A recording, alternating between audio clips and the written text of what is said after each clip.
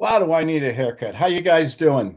It's going to be beer with Claude, except I don't have my beer yet. While I'm going to go get my beer out of the fridge. Imagine do you have more than one refrigerator in your house? I have an extra fridge in the garage just for beer and stuff like. Justin Chamness is in the building. Oh my gosh. Hey, what's going on, Hello, Uncle buddy. Claude? Hey, good for joining me. Where's your beer? I tell you what I do have is Kool-Aid today. Kool-Aid is good. Kool-Aid, I have leftover coffee here. I never outgrew it. I Don't think drink. this is it's not Huckleberry. What is it? What do they call that? I don't know. It's a real good flavor. Ooh, I don't know. I haven't had Kool-Aid since I was 10 years old in day camp. I can't even remember. Not even with a little vodka. Is it good with vodka? Yeah, it's good. Yeah. Here you go, man. There you go. Yeah, great Right goose. here. I actually got choices. A little dab will do you. Which one is the best? I'm a Grey Goose kind of guy. I am too. I think it's the best thing to come from France. Tito's is from Texas. Tito's, yeah, that's good too. Okay. Yeah. Kettle One is okay. They're a little rough. It's a little rough for me. That's mid shelf. And Stoli tastes to me like battery acid. Yeah. And everything like that. Oh, yeah, good idea here. I was going to talk about sales. I'm going to play a video. Do you like Mad Men? Oh yeah. Yeah. You mean the show? Yeah. I've got a couple videos from Mad Men, just the little sales snippets. Good. Let's take a look. I'm going to play one, and while I'm playing it, I'm going to go run get my beers. Notice the plural. Get me one. Yeah. What would you like? Bud Light Lime, of course. I like a Bud Light. It's hibernating. I mean, I'm still getting my runs in and run out every day. Can you put a lime in it? No, it's already got lime in it from the real peel. Absolutely. Look, even Neil is here. You can even chat with Neil. We'll add him to the stream. How you doing, buddy? Hey, how's it going? Can you hear me? I'm going to let's see here. If anyone else wants to join. I'm going to play a video here if I can find it again. Here we go. I'm going to share this. I'm going to go to there it is. Watch this video, guys. Tell me what you think, all right? Is my sound okay, by the way? Yeah, so far. Okay. Let me show this here. Here we go. Many shades of lipstick, one that belongs to her. From a basket of kisses, she picks one. It makes her unique. It colors her kiss. And her kiss, well, it colors her man. Belle Jolie lipstick. Mark your man. I only see one lipstick in your drawing. Women want colors. Lots and lots of colors. Mark your man. It's pretty cute. Oh, you like this? Well, maybe we should cut down to 5 shades or 1. I'm not telling you to listen to anyone, but this is a very fresh approach. It's okay, Kenny. I don't think there's much else to do here, but call it a day. Gentlemen, thank you for your time. Is that all? You're a non-believer. Why should we waste time on kabuki? Of rejection. I don't know what that means. It means that you've already tried your plan and you're number 4. You've enlisted my expertise and you've rejected it to go on the way you've been going. I'm not interested in that. You can understand. I don't think your 3 months or however many thousands of dollars entitles you to refocus the core of our business. Listen, I'm not here to tell you about Jesus. You already know about Jesus. Either he lives in your heart or he doesn't. Every woman wants choices. But in the end, none wants to be one of 100 in a box. She's unique. She makes the choices and she's chosen him. She wants to tell the world he's mine. He belongs to me, not you. She marks her man with her lips. He is her possession. You've given every girl that wears your lipstick the gift of total ownership.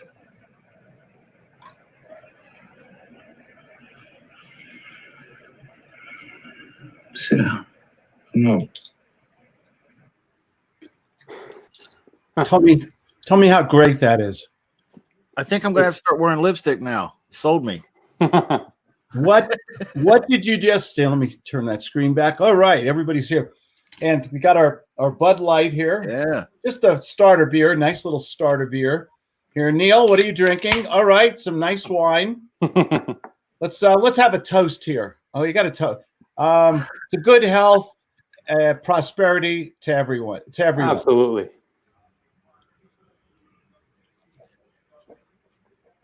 Mazel Wow. tov. Nice. That's like the first sip of coffee in the morning, the first beer on a Friday. So good. What was that? What was your take? Oh, and this is actually very good. By the way, this is a nice beer, and it's not heavy.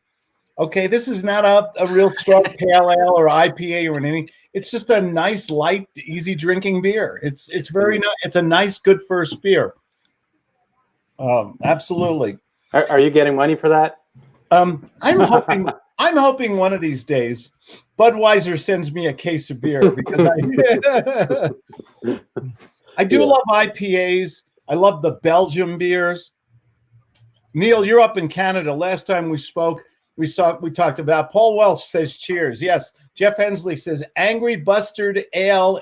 Bustard, not bastard. Bustard ale is the best. Okay, I'll try them all. But in Canada, I'm trying to remember. You have some. We talked about Moosehead last time. Mm-hmm. And what is that Budweiser of beers up in Canada? I'm trying to remember. Could be a Labatt Blue. Labatt Blue? Or Labatt's. Oh, Labatt is a damn good beer. Mm. It's the Budweiser basically of Canada, isn't it? It is.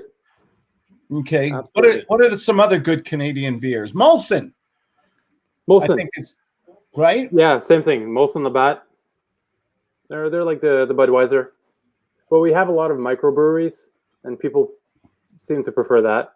Oh, they'll go out of their way to taste new beers. Oh, Paul Welsh says Pineapple Sculpin, which is my favorite beer in the whole world, and it's made in Ballast Point Brewery. They don't even can it anymore. You can only buy it fresh. It's not overpowering the pineapple. It just has a little tinge of pineapple into a brilliant IPA, Sculpin beer. It's one of the best beers I've ever had in my life. And it's an IPA. Oh, I would call it an IPA or a very strong pale ale. That would probably work. The bitter and the pineapple. Oh yeah. Oh, it's beautiful. That worst beer I ever had. Let's go around the room. Everybody knows who's been following Michelob. Me and my wife buy Michelob Ultra. Michelob Ultra is a good beer. It's a low carb beer. Mm-hmm. You got to get it super cold though. Yeah, you do. You know. It's good that way. It's not what I'd call a full flavor packed beer at all. Isn't it the champagne of beers we're talking about? No, that's Miller High Life. Which I like Miller High Life. I do. You can buy a 12-pack of Miller High Life for $7.89 at Walmart in California. Wow. Okay, it's not bad. You can live on that. Beer is good, healthy carbs. It's not so bad. It's not so bad. Absolutely. Miller's a union beer too. It's a good beer. What do you what's the worst beer you ever had? I think it was Belching Beaver chocolate a chocolate beer I had once. It was absolutely the worst beer I've ever had.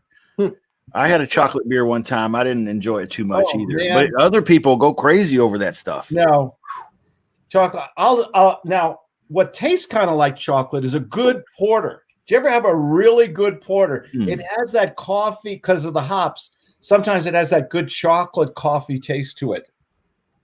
Sure does. Yeah. But this was how do you say it? Do you call it a blonde beer? Mm-hmm. So the chocolate one was a blonde beer? Really? No, it's a question. I don't think it was a blonde beer. The blonde beers are usually the German beers, aren't they? The Hefeweizen type beers. Those would be white. Yeah. Well, that doesn't mean white beer. You're right. Have you guys ever been to Germany? I have, yeah. No. Did you ever go to a beer garden in Munich? No, I didn't go to Munich. Oh. The beer fest apparently is something. Oh. The beer in Germany and these giant steins. I mean, these things are monster. They are monster. And you're on the little table with people and you meet all these people They speak English in Germany really well. You get these monster pretzels with a side of some Wiener Schnitzel or some brats or something, and the Umpa bland is playing. I mean, that's as good as life gets sometimes. That's good stuff. I've seen so pictures good. of people of women bringing like Be careful. I don't know how many. Be careful. It's a family show here. Yes, no, I'm talking about the beer. They're serving. They're serving. I don't know how many beers in each hand at the same time. It's pretty impressive. Oh yeah, they got strong wrists. Oh yeah. You were looking at their hands, Neil. Yeah, I was. Honest to God. Oh yeah, I've got a pair of lederhosen somewhere out in the closet. I got to go find them. Hey, Michael Buckles is here. Michael, the legend Buckles. Michael, if you want to come on here, I'll give you the link. Michael did something very interesting. I think, Michael, do you mind if I share what you spoke to me about today? Michael called me up today. I was very opinionated here. Michael, here's the link. It's inside there if you want to join us. Michael did a deal and accepted a cryptocurrency yesterday. Okay. What do you guys think about that stuff? I'm very opinionated on it. Well, it's volatile. It's volatile. That you're on my street corner. Okay. Yeah. Yeah. I feel like it's a bit scary, a little bit. There's no recourse there, is there? There's no. I mean, it's all based on computers and good faith and a hope and a prayer, right? I own a little bit of it, and I'm not sure how to get it out, really, to be honest with you. How do I convert it into U.S. dollars? All I know is can you go to the Safeway supermarket and buy your 24 pack of Bud Light with lime and give them a Bitcoin? Can you do that yet? No. Okay. Not yet. Michael didn't use the right consulting says monopoly money. Paul Wells says it depends on the coin. I think there's different credibilities to the coin. I will agree with Paul. I think Bitcoin has at least a stable reputation. I mean, it hasn't gone bankrupt or anything. It's still here a few years later. Yep. So it does exist. But what about all these other Bitcoin companies that are coming out? Can That's anyone right. start can anyone start their own virtual currency? You gonna start yours, Claude? I'll buy some. Probably can. Yeah, Claude bucks. I like that. I love it. Guts dollars or something. Yeah, kind of a picture with me with a shit-eating grin, holding a Budweiser, and it's worth 10 Claude bucks. There you go. Yeah, that'll fit in with the Mount Rushmore idea you got cooking. Oh, you want to? Oh, I love my picture. That's kind of on Zoom. I have pictures superimposed on the background, which is wonderful. And you can put all these different, and one of them is Mount Rushmore. And someone said, was that you, Justin? Someone sent me a Mount Rushmore with my face up there next to Jefferson. That wasn't me. I didn't do that, but I saw it. It's a piece of art is what it is. So what did you guys think of? I'm a big fan of Mad Men. I took a few notes here. Did you ever see a salesman? And this is supposed to be early 60s, okay? Marketing. What did he do to that so-called prospect there? He pulled away. What did he do to him? Did you see something, a psychological trigger? Pulled away. Scarcity. Yeah. Did you see hard rejection? Yeah. Hey, you don't believe in what we're and what we're telling you. That's why you're number 3. You're not listening to guys like us. Yeah. Number 4. They were 4th. Yeah, number 4. And how about that truth, that unbelief? Was that a shock and awe moment? Yeah. He said you're number 4 for a reason. But he didn't say that exactly, but something to that effect, didn't he? Pretty close. But he said, "What's that say to the prospect? You're number 4, buddy." Yeah. You know, maybe you want to stay at number 4. I can make you number 1, but you better change your perspective and your mind. You got a problem, and you're not listening, and you're not a believer. What I liked about it was that he was using his words in such a way that it's like I was hypnotized. I was literally picturing what it's like to have a woman put that lips. We've all done it. Even a little boy has lipstick marks on his fat cheeks. We've all been there. We know what that means. And it's an emotional tie, maybe to mama or to a lover or something like that. But you were feeling what that guy was talking about, right? What was the way he said the word? Not the words were important. They were very emotional. Yeah. He was talking about love, romance, physical contact, ownership, connection to another people, and how he said the words. Did you notice his tonality? He slowed it down a little bit, and he put greater acting. He's a great actor. Gravity. Yeah. Passion. Passion. Yeah. You know, are we responsible in sales for controlling the environment? Or are we just going to read a script, give a presentation, say, gimme, and then they say, I'll think about it, call me in 2 weeks, send me some free shit, and then boom. Did you make any money? Did you go to the bank today? No. No. If you don't control the conversation, somebody else will. Do most salespeople have the audacity, the unmitigated gall, the chutzpah, to tell a prospect, hey, you want me to tell you the truth? Or do you want me to just make you feel good and that's that? Right. I mean, I'm waiting to hear other salesmen say this, except for people I've trained.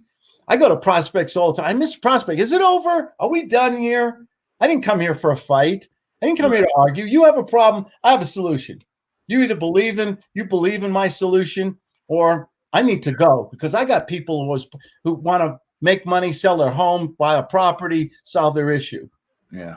So can we get back on track here, or do we want to have, do we just want to start a campfire and sing Kumbaya?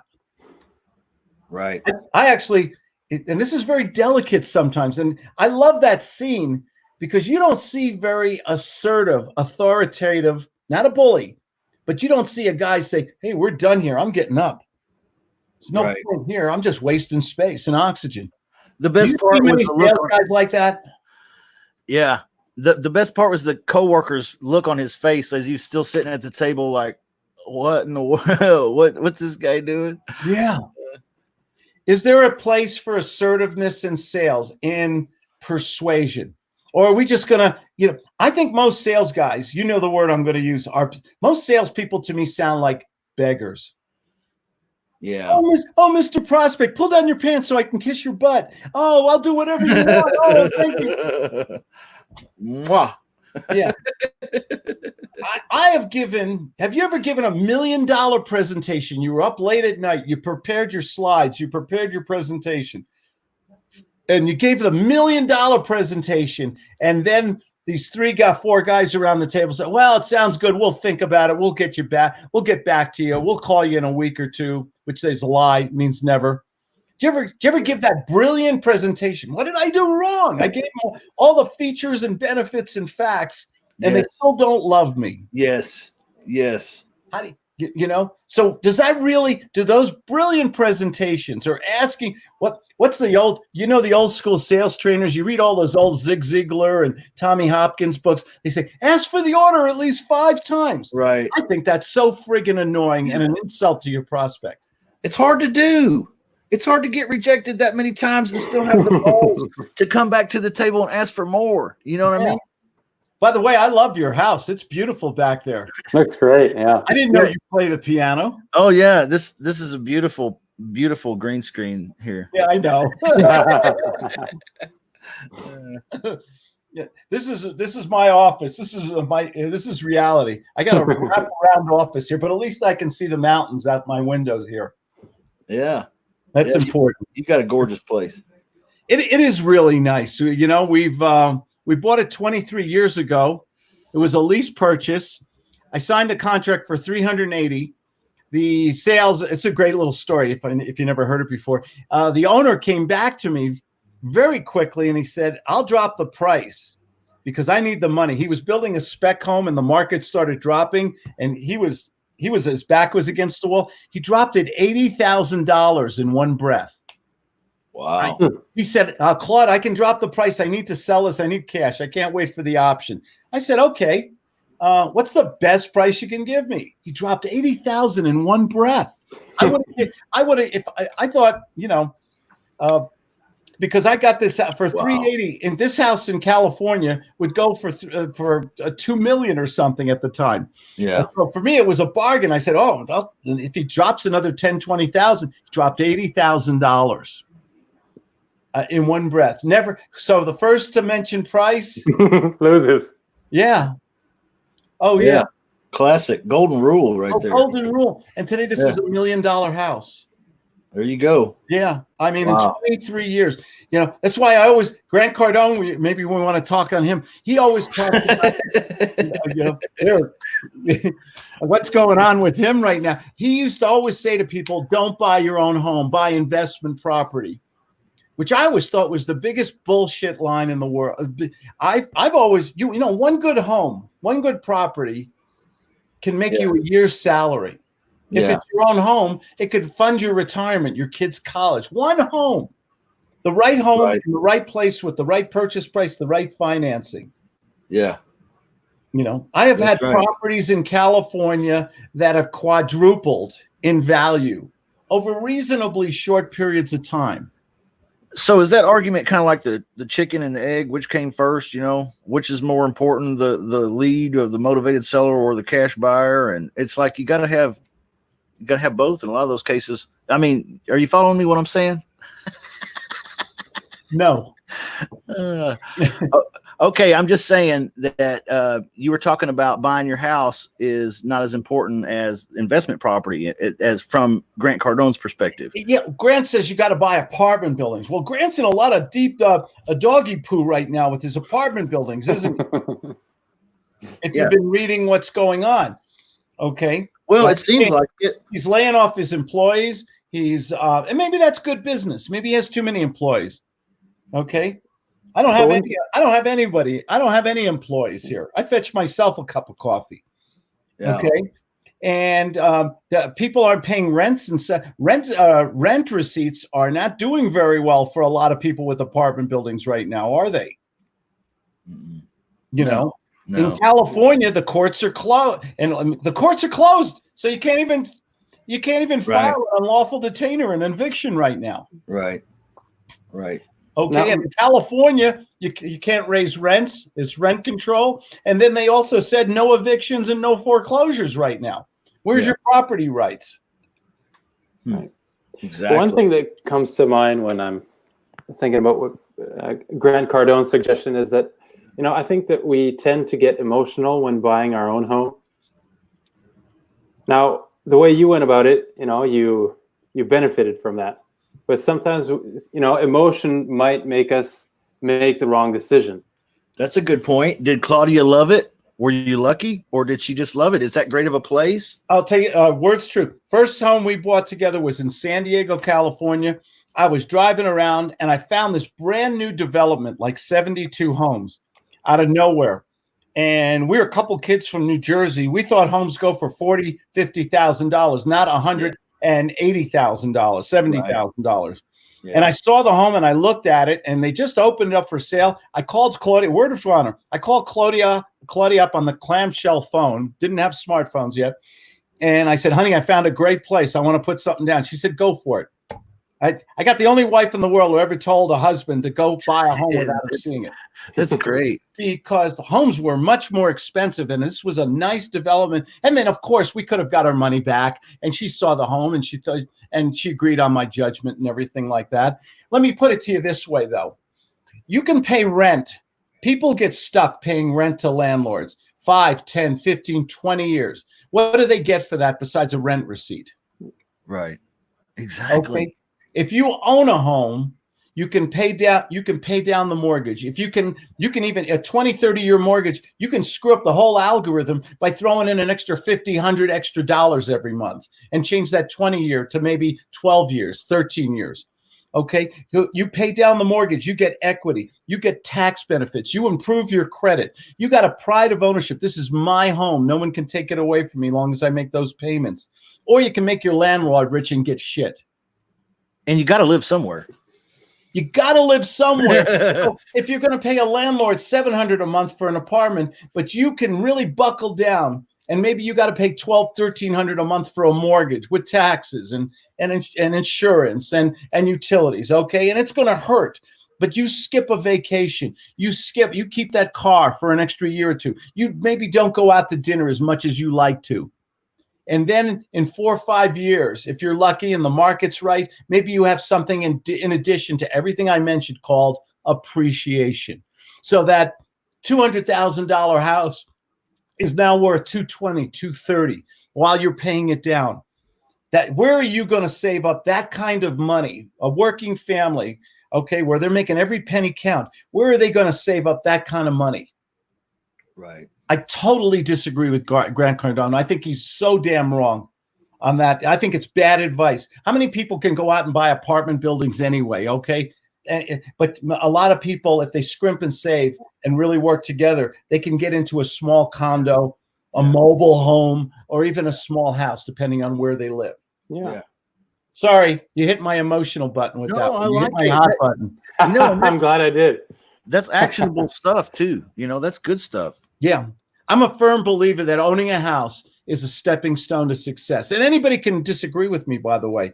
We got some, Sean Osby says, asking 5 times may have worked in the past, but not anymore. Prospects are better informed these days. He's right. Paul Wells says, if you don't ask, you don't get. You have to ask, Paul, but isn't it better to receive? How about you make the prospect want to buy rather than being obvious with them? Well, the price goes up. What's the old school stuff of the price? The Ben Franklin close. Oh, the price goes up on Friday. Or the pending event close, and all these tricky. Do you think people know what you're doing? And do you think you lose trust and likability when you're begging and you're asking too many times? Absolutely. Now, there is a way to ask, Paul. I will agree with you. Mr. and Mrs. Prospect, we've had a great discussion here. I think I can give you good value. I think I can help you solve your problem. I think I can meet within your budget. What would you like to do next? Can we move forward, or should I leave you alone? And that's a guts close, Paul. Okay, so I did kind of ask for the order. I'll agree with you, Paul, but I didn't beg for the order. And I think there's a right and a wrong way to ask for the order today. I'd much rather have a prospect give it to me than me beg for it. Absolutely. Agree, disagree? What do you guys think? Oh, yeah.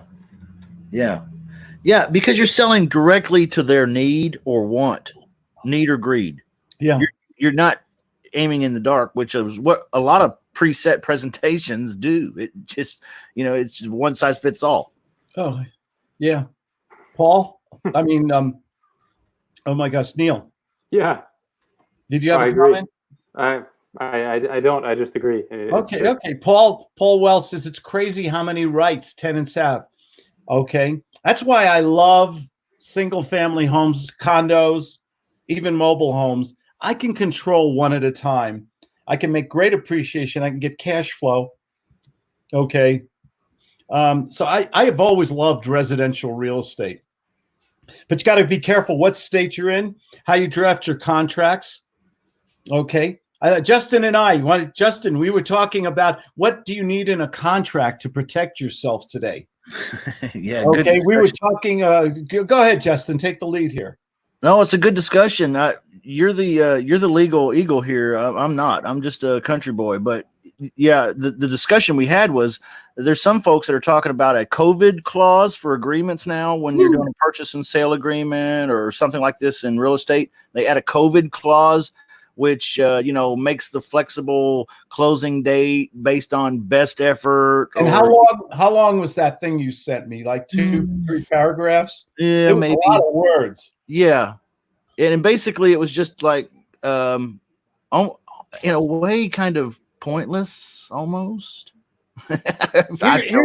Here's my psychology on contracts.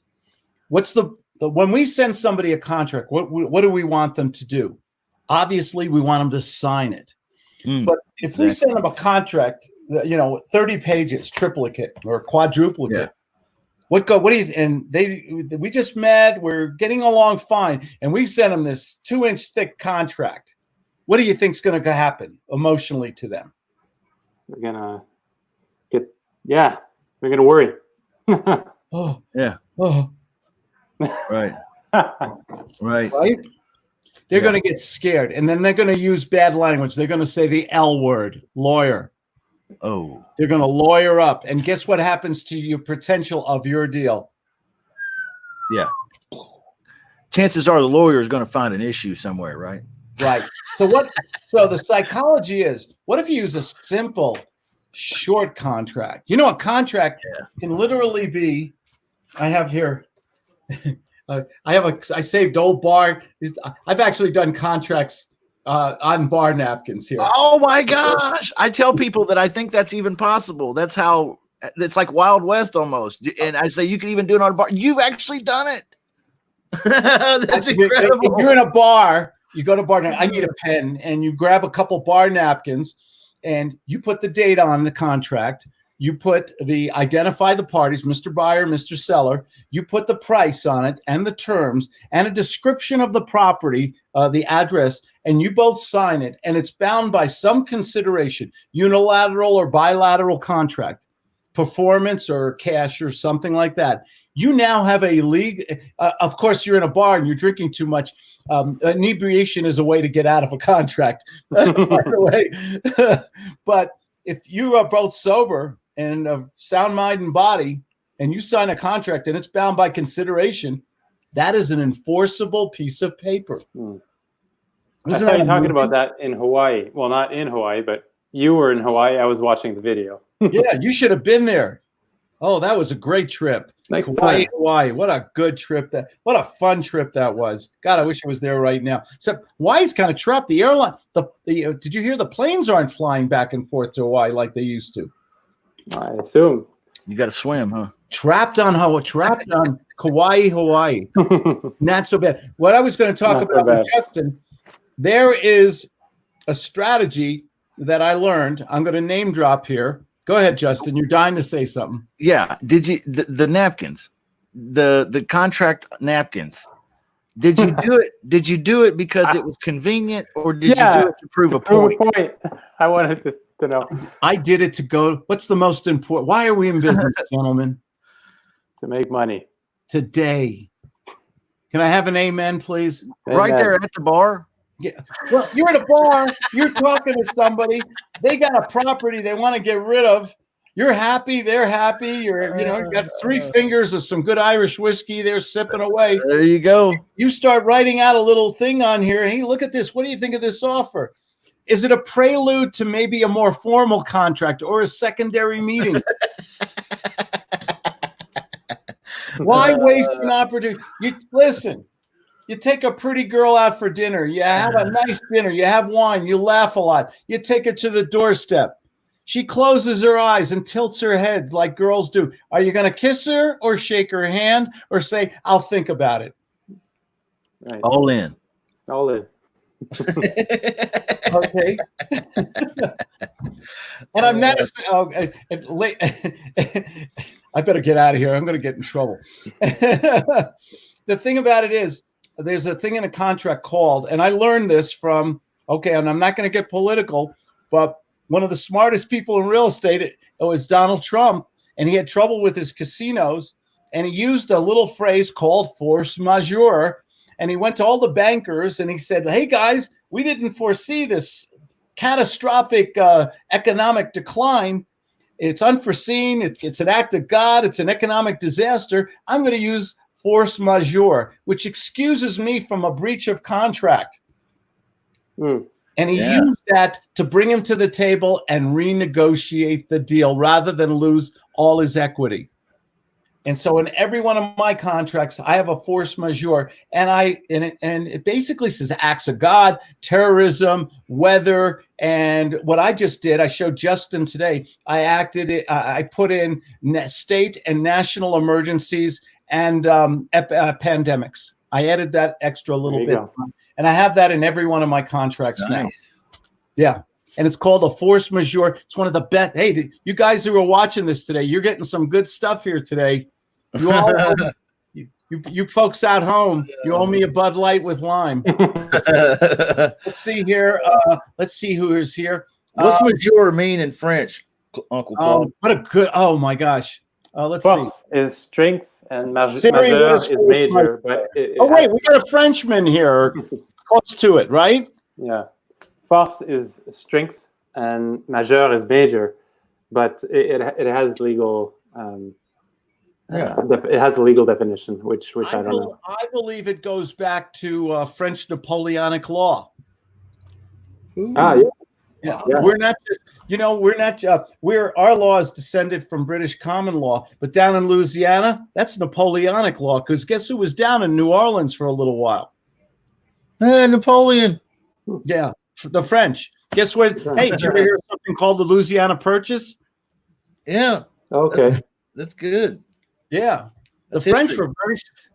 were very prominent in North America. Canada speaks Quebec speaks it's all French in Quebec, right?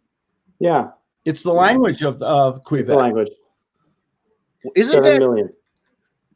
Sorry, guys. Isn't that on record as the largest? No, I think Alaska may be the largest, but one of the largest land transactions in this hemisphere that's ever happened. When we bought the United States, I'm not bought sure that. what's bigger. The Alaska was bought from Russia. Russia. Yeah, Hmm. and the Louisiana Purchase was from France. Yeah. And Texas, we borrowed from Mexico. The Treaty of Guadalupe. Yeah. Out there. We also part California and also Arizona, New Mexico, the whole Southwest for that matter, and California were part of Mexico at one time. And then how about and then I think the Native Americans had a few rights too. Yeah. Yeah. Yeah.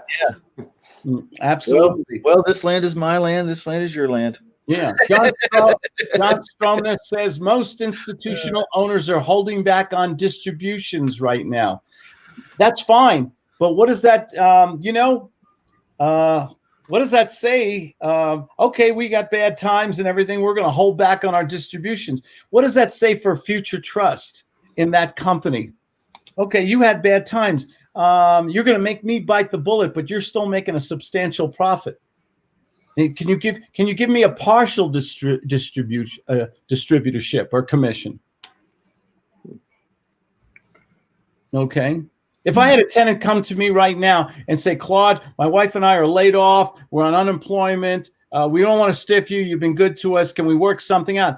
I'd say, sure, give me half a month's rent and we'll put the other half on the back end somewhere. Yeah. I'd work things out with people. I believe in compromise and negotiation. I don't believe in totally stiffing people, though. Right. So maybe that's just a difference of opinion, John. Nobody's right or wrong. Here we go. Jane said, you have a wonderful wife. Jane, you're right. I do. Paul Well says, good point, Claude. I was talking specifics about when you asked that question and got 80K off. There you go, Paul. Thank you for that guts close. They're going to stall with the big contract. Yeah, they're going to get scared when you give them too much legal gobbledygook. Keep your contract simple.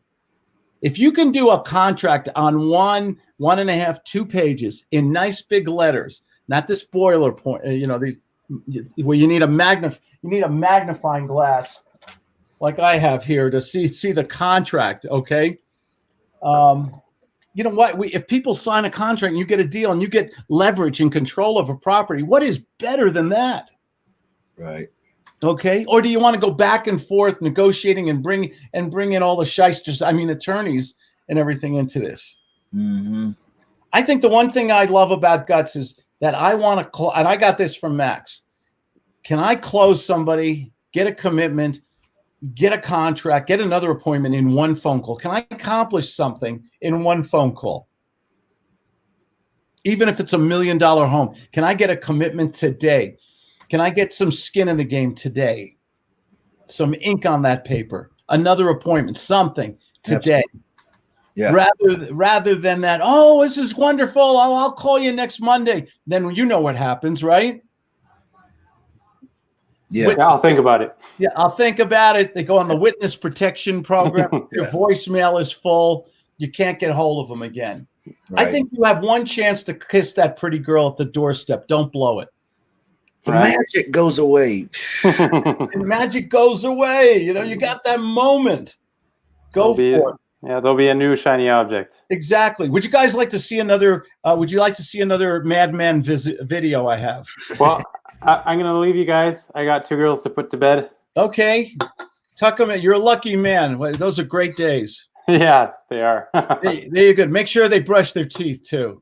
Will do. There you go. See you later. See you later, Neil. Have a great All weekend. right. Yeah, it was Great great meeting talking you. with you. Thank you. Take care. Or should we say au revoir? Au revoir. Au revoir. Take care. I want to see another. Yeah. Yeah. Let's do another one here, real quick.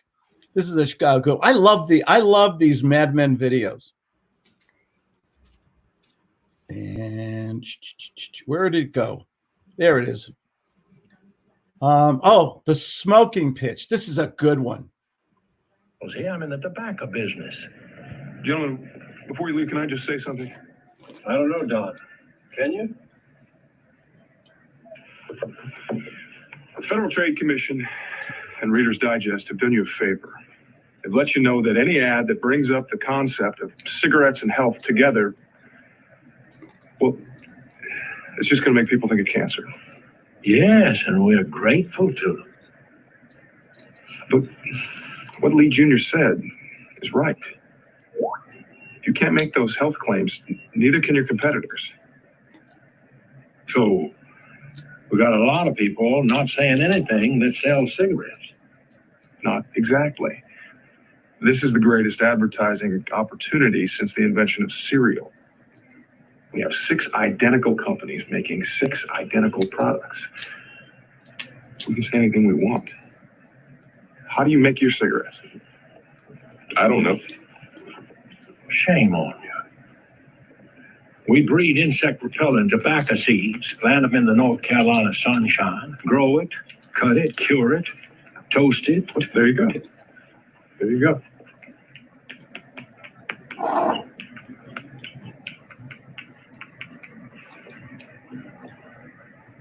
But everybody else's tobacco is toasted. No, everybody else's tobacco is poisonous. Lucky Strikes is toasted. Well, gentlemen, I don't think I have to tell you what you just witnessed here. I think you do. Advertising is based on one thing: happiness. And you know what happiness is? Happiness is the smell of a new car. It's freedom from fear. It's a billboard on the side of the road that screams with reassurance that whatever you're doing, it's okay. You are okay.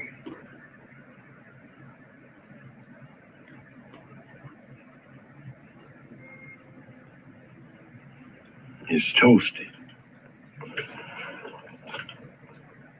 I get it. How great is that? Yeah, it's good. Interesting. What did he do? They were ready. They were walking out of the room. They were done. They didn't like the presentation.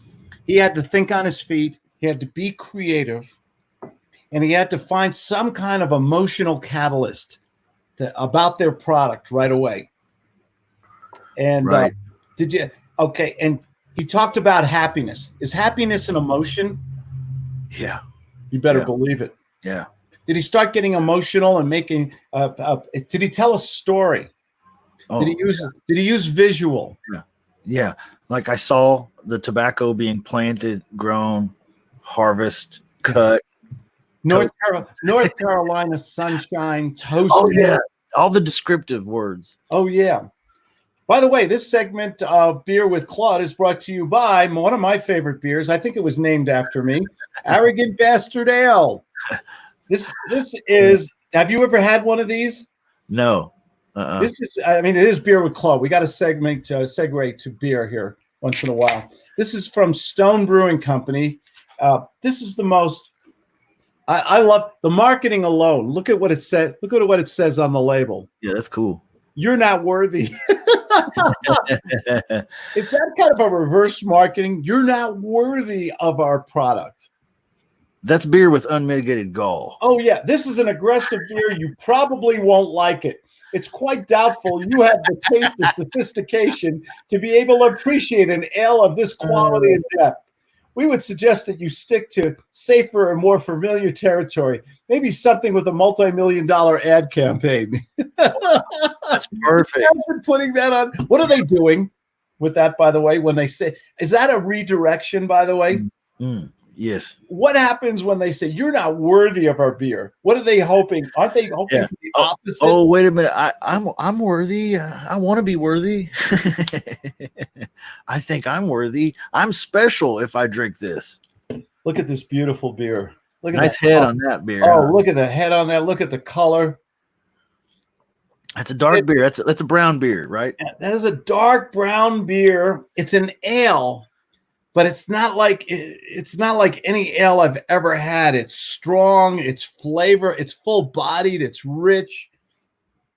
It is one of my it's probably my number 1 or 2 beer of all time.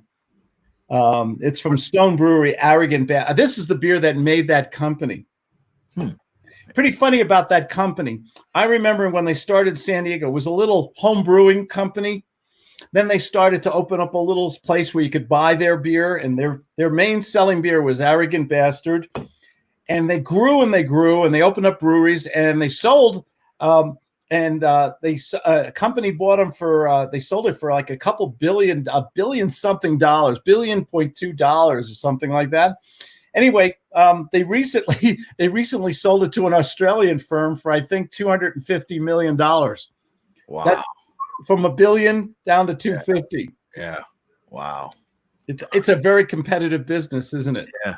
And getting more so, I think, nowadays too. A lot of microbreweries around. Lots. 10 years ago, I wouldn't even have known what that word means. Oh, what, billion? Microbrewery. Oh, microbrewery, yeah. Craft beer. Billions. But Senator Everett Dirksen, a famous senator from the 60s and 70s, he used to say, $1 billion here, $1 billion there. Pretty soon you're talking about real money. Today we're talking about trillions. Yeah. The trillions. How long can America write those checks, by the way? Inconceivable amount of money. It's huge. What happens if you print too much money? Do you dilute the value of it? Price of goods goes up then. Oh, yeah. Yeah, if inflation. People ask me, Claude, what about the recession? Are we going to go into a recession? Hey, we're in one right now. Welcome. We're in a recession right now. I just hope to God it doesn't become a depression. Right. I'm more scared of I've said this so often, I'm more scared of the economy than I am of the pandemic. Yes, me too. Me too. Not knowing what'll happen, but I do feel like everything's going to work out okay for Amen. From your mouth to God's ears. Thank you. For me, at least. Yeah. I was talking to God about it. He says I'm okay, but he's not sure about some of y'all. Oh. You know, it's the one thing that's great about business. I work from home. You work from home. We homeschool the kids. I don't know if you do that or not. I know Claude does. I have. We love to travel, and Claudia and we're having, and this sound, I don't want to sound like a jerk here, but we're having a good month financially in our business. Last month was good. This month is good. I'm one guy who gives good phone. I talk to a lot of people. I try to do marketing for quality calls. I try to, have a very transparent, honest approach to people with it. And our overhead is typical American entrepreneurism: good Wi-Fi, good equipment, low overhead, and reasonable profit. And you can do well. And I'm grateful. I am so grateful because we still have that freedom to start a business in this country. Oh yeah. Yeah. But I have a lot of friends who have restaurants and small businesses in California, in Colorado, and And, I don't know how many months they can go being closed. Right. That's what worries me. What's going to happen to all these restaurants? I mean, are we going to lose like 30, 40, 50% of all restaurants in this country? I don't know, but I'm jonesing to go to one. Like, it's been a long time. I'd be okay even just sitting down in Wendy's and having a hamburger or something. It'd be like reminiscing old times. I'm in Colorado, and down the street from me here is a Cajun restaurant, and they make the most wonderful. Okay, trivia question for the audience.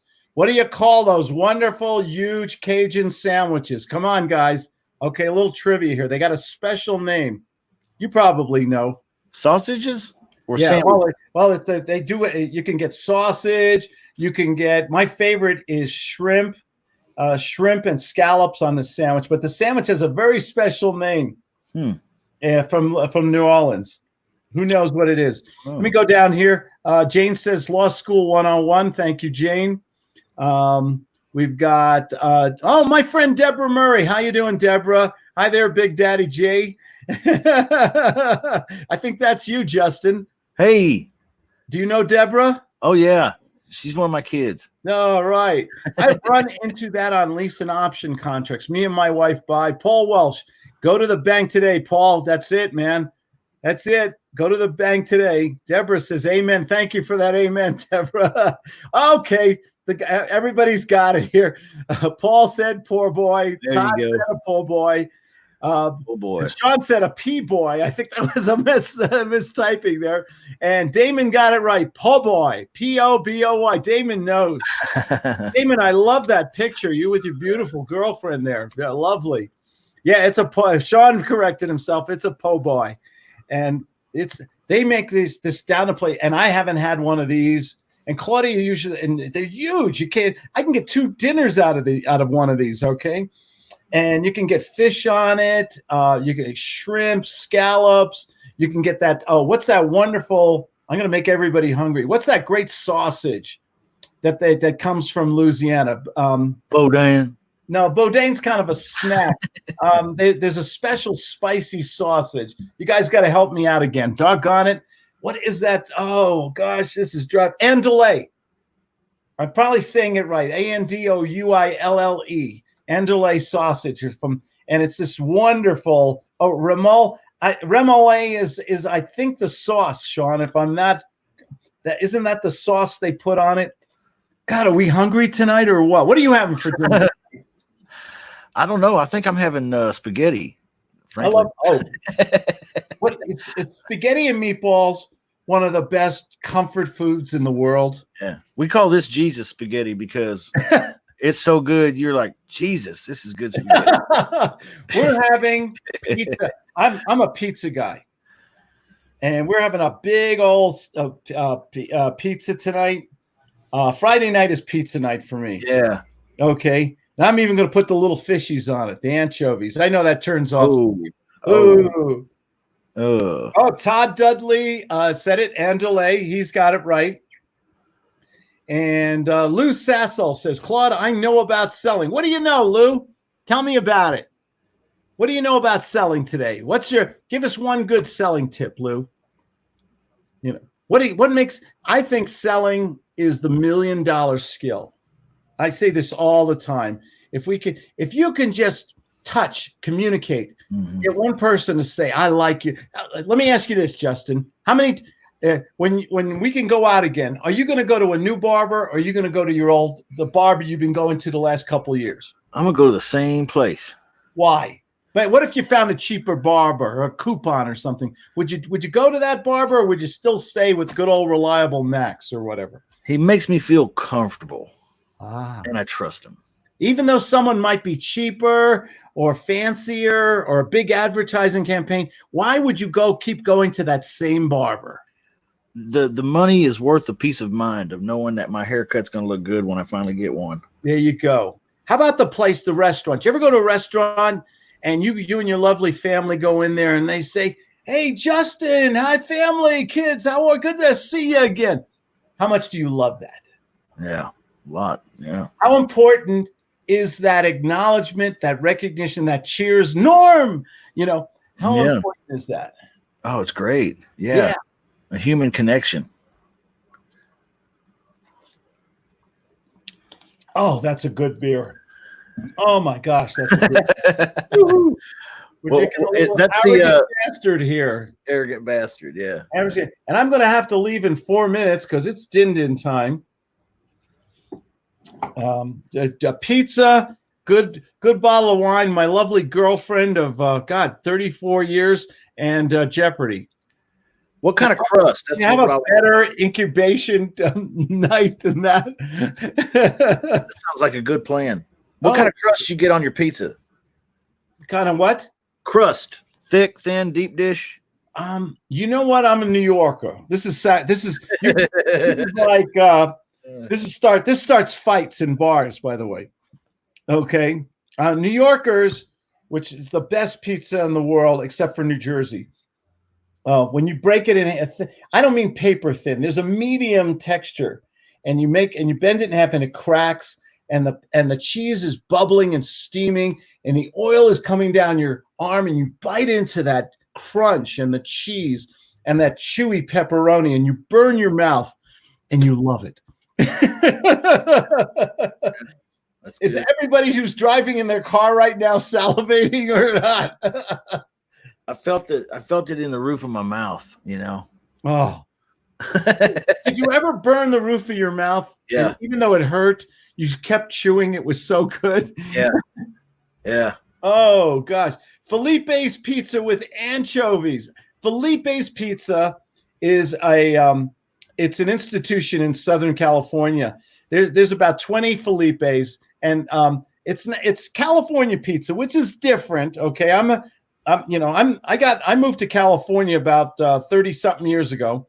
Claude and I climbed the wall and we got over into California.